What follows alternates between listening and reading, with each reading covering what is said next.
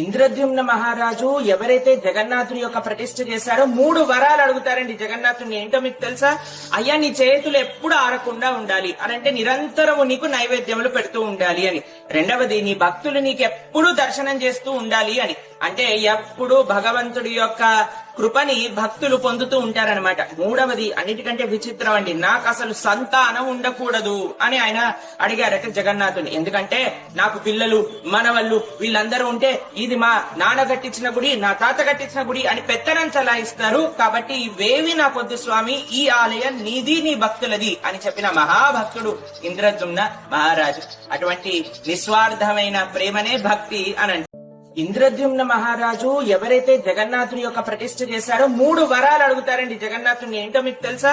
అయ్యా, నీ చేతులు ఎప్పుడు ఆరకుండా ఉండాలి అని, అంటే నిరంతరము నీకు నైవేద్యములు పెడుతూ ఉండాలి అని. రెండవది, నీ భక్తులు నీకు ఎప్పుడు దర్శనం చేస్తూ